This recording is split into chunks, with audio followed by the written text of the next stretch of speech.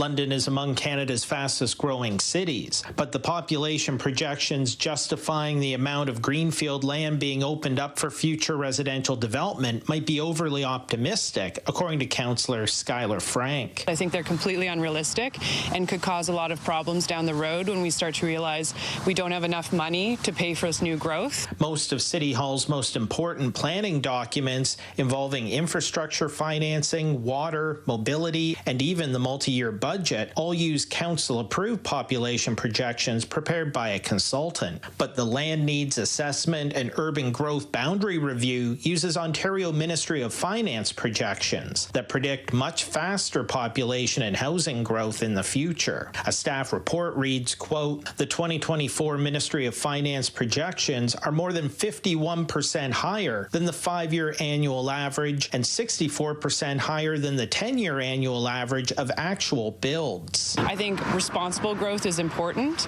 but if we don't have enough money to pay for new sewers and new roads and new sewage treatment facilities, growth will not occur. When we're talking about land that we're setting aside for development for the next 25, the next 30, the next 50 years, that's not to say that we're going to let land on the 50-year extreme edge get developed tomorrow.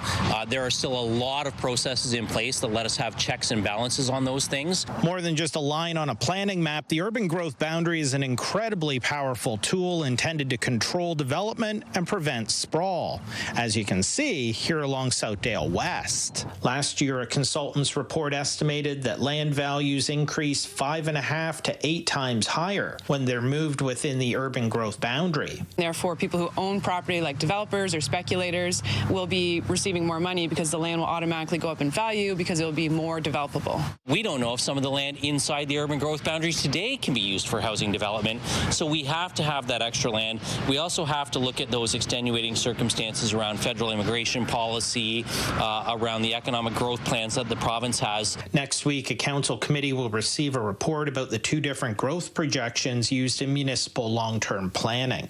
Daryl Newcombe, CTV News.